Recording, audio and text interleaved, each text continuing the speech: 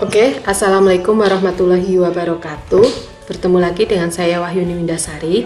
Kali ini kita akan membahas tentang penerapan integral dalam bidang ekonomi. Sebelumnya, untuk dasarnya, ini kita sudah membahas di pertemuan sebelumnya. Oke, jadi di sini untuk penerapan integral seperti biasa, kemarin integral tidak lain adalah lawan dari sebuah turunan. Ketika kita memiliki fungsi biaya total, kemudian fungsi penerimaan, di sini kita bisa mendapatkan yang namanya marginal cost ataupun marginal pendapatan.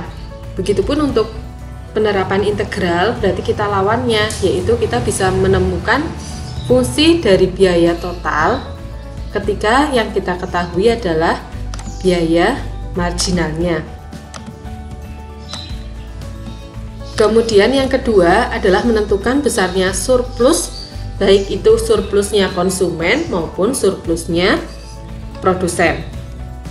Oke, untuk penerapan yang pertama, ini adalah anti derivatif atau integral dari fungsi biaya marginal. Jadi di sini kita bisa memperoleh nilai total cost dari integral marginal cost-nya. Di mana di sini dari hasil integralnya akan muncul nilai konstantanya. Konstanta ini kalau di penerapan biaya total nanti diisi dengan biaya tetap. Karena kalau biaya tetap itu kan tidak mengandung variabel, sehingga ketika dia diturunkan hasilnya 0, maka di sini ketika kita mengintegralkan fungsi marginal cost, maka di sini akan muncul biaya tetap. Jadi ada tambahan nilai biaya tetap. Kemudian yang kedua ada fungsi biaya rata-rata. Ini tidak lain adalah total cost dibagi dengan Q. Oke. Nah, ini kita masuk ke contoh penerapan. Ada biaya marginal, kemudian ada biaya tetap. Ini biaya marginalnya. Kemudian diminta untuk menentukan fungsi biaya total, fungsi biaya rata-rata, dan fungsi biaya variabel. Yang akan kita bahas pertama adalah biaya total, yaitu integral dari marginal cost-nya. Kita integralkan 150 karena ini adalah konstanta, integralnya cukup mudah, berarti tinggal kita menambahkan unsur Q. Berarti muncul di sini 150 Q. Kemudian negatif, kita tuliskan negatif juga 80 Q. Kalau kita integralkan di sini 80, kita tulis saja terlebih dahulu.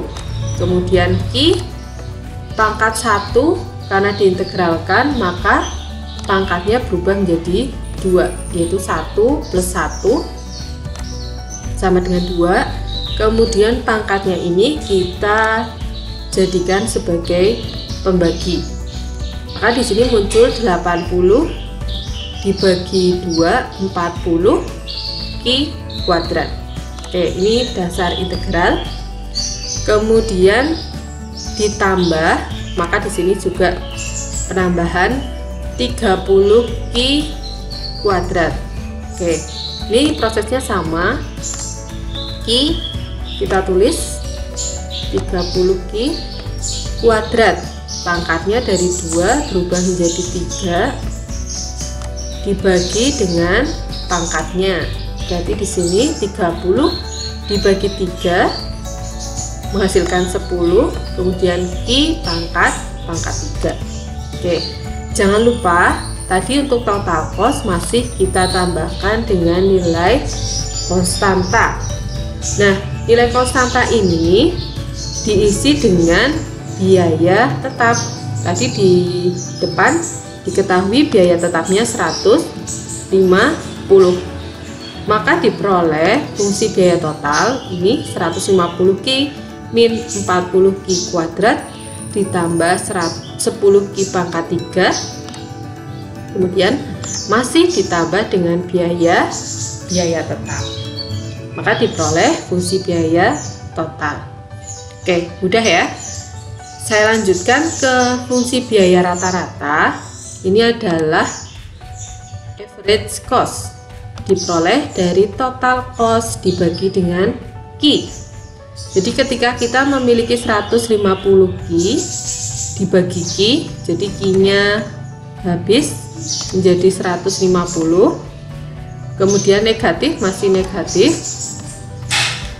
Q kuadrat ini dibagi Q, maka pangkatnya kalau pembagian berarti dikurangi saja menjadi 40Q. Kemudian Q-nya pangkat 3 dikurangi 1 karena pembagi menjadi 10Q pangkat 2. Kemudian yang bagian terakhir plus 150 dibagi dengan Q. Ini untuk fungsi biaya rata-rata. Untuk fungsi biaya variabel, ini secara mudahnya biaya variabel diperoleh dari total cost dikurangi dengan fixed cost. Jadi ini kita memiliki biaya total tadi di bagian A, kemudian dikurangi dengan biaya tetapnya. Diperoleh tidak lain adalah 150Q min 40Q kuadrat ditambah 10Q pangkat 3. Atau kalau mudahnya biaya variabel adalah biaya yang mengandung unsur variabel. Oke, itu untuk penerapan yang pertama. Kemudian untuk penerapan yang kedua adalah menentukan fungsi penerimaan total. Konsepnya sama. Di sini TR tidak lain adalah integral dari marginal revenue atau penerimaan marginal. Oke. Jadi di sini MR sama dengan 5 dikurangi 3Q, maka di sini kita bisa memperoleh fungsi TR-nya adalah integral dari 5 min 3Q. Oke, prosesnya sama. 5 karena ini adalah nilai konstanta, maka untuk integralnya kita tinggal memunculkan Q. Kemudian min, kita tulis juga min Q ini pangkat 1, karena diintegralkan maka menjadi pangkat 2. Di depannya masih ada 3, kemudian dibagi dengan 2 karena pangkatnya adalah 2. Ini untuk biaya total. Kemudian fungsi penerimaan rata-rata berarti nilai AR tadi diperoleh dari TR dibagi dengan Q. 5Q dibagi dengan Q, maka hasilnya adalah 5. Kemudian min 3/2 Q pangkat 2 dibagi dengan Q, hasilnya adalah cukup Q saja. Jadi kalau untuk yang pembagian dengan Q, yang berubah adalah variabelnya, tinggal kita kurangkan dengan 1. Ini variabel Q-nya pangkatnya 1 dikurangi 1 berarti habis. Q pangkat 2 pangkatnya 2 dibagi Q berarti tinggal Q-nya 2 dikurangi 1. Ini adalah untuk fungsi penerimaan rata-rata. Oke, kemudian penerapan yang ketiga adalah menghitung surplus konsumen. Surplus konsumen ini adalah kondisi di mana harga yang ada di konsumen ini ternyata harganya lebih tinggi dibandingkan dengan harga yang ada di pasar. Oke, jadi mudahnya misalkan Mbak sama Mas ketika mau membeli sebuah barang, sebut saja misalkan mau membeli pensil, ketika sebelum pergi ke pasar ini pasti sudah memiliki gambaran harganya. Misalkan saya ingin membeli pensil harganya 1.000, ini harga dari saya. Kemudian ketika sampai di pasar ternyata harganya adalah 9.900. Harga di pasar lebih murah dibandingkan dengan harga target dari kita. Maka di sini kita memiliki surplus konsumen sebanyak 100. Nah, ini adalah konsep yang ada di lapangan. Kemudian bagaimana kita membawa konsep tersebut ke dalam integral? Karena ini surplus konsumen, maka kita integralkan dari fungsi Q, ini berjalan dari 0 sampai dengan Q pada saat jumlah keseimbangan, ya, kemudian dikurangi dengan kondisi di pasar pada saat harga keseimbangan. Jadi kalau surplus konsumen ini integral dulu, baru dikurangkan dengan kondisi di pasar. Oke, saya masuk ke contoh penerapan. Ada fungsi harga, diketahui harga keseimbangan, diminta untuk menentukan surplus konsumen.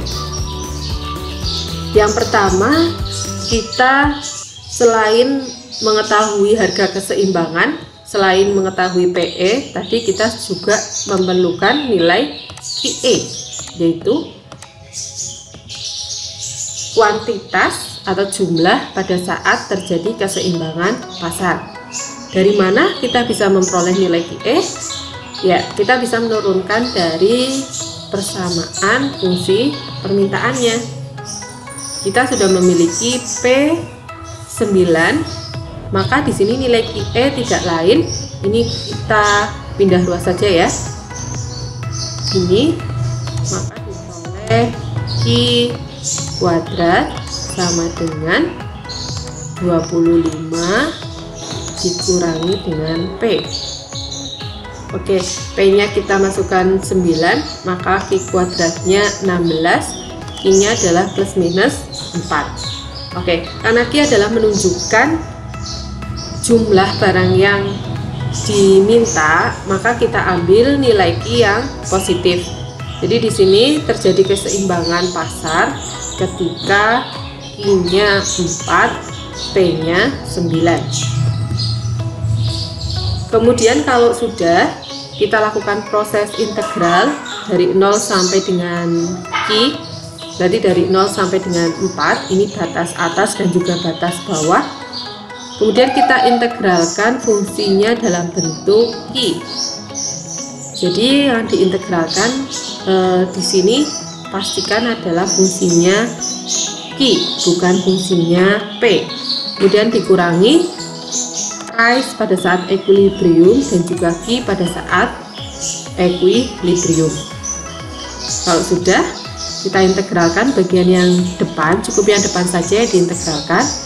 25 kita integralkan menjadi 25 Q, kemudian min kita tulis min juga, Q kuadrat pangkat 2, berarti di sini menjadi pangkat 3, imbasnya di depannya harus kita kalikan dengan 1/3. Batasnya dari 0 sampai dengan 4. Kemudian masih harus dikurangkan dengan 9 kali 4, yaitu 36. Kalau sudah, kita masukkan yang pertama batas atas, Q-nya kita ganti dengan 4, 25 dikali 4, 100, kemudian dikurangi 1/3 Q pangkat 3. Ini min 21,3 dikurangi 36. Karena ini batas bawahnya 0, maka kalau Q-nya kita ganti 0 semuanya, hasilnya adalah 0. Maka diperoleh surplus konsumennya adalah 42,5 770. Oke, ini untuk konsep surplus konsumen. Silakan ini untuk latihannya, boleh dicoba. Nah, sekarang ada surplus konsumen, juga ada surplus produsen. Yang menjadi pembeda di sini, kalau surplus produsen, kalau secara rumus ini perkaliannya ada di depan, digunakan untuk mengurangkan hasil integralnya. Oke, jadi perbedaannya di sini kalau secara definisi adalah ketika produsen masih mampu menjual produknya dengan harga yang lebih rendah daripada harga di pasar. Misalkan harga keseimbangan yang di pasar adalah 500, ternyata ada sebuah produsen yang bisa menjual harganya lebih murah. Nah, maka ini disebut sebagai surplus produsen. Nah, untuk mendapatkannya, ini perkalian antara keseimbangan dan harga keseimbangan dan juga jumlah keseimbangan dikurangi dengan hasil integralnya. Jadi dibalik untuk bagian rumusnya. Konsepnya masih sama, mencari titik keseimbangannya terlebih dahulu. Diketahui P sama dengan Q kuadrat plus 3, maka untuk mendapatkan Q, karena di sini diketahui P, maka kita pindah ruas, diperoleh P ini pindah ke kiri, P min 3. Jadi kalau diketahui P nya 12, Q kuadratnya adalah 9. Konsepnya sama, I-nya adalah 3, yaitu akar dari 9. Yang diambil karena I adalah jumlah barang, maka cukup yang diambil yang nilai positif.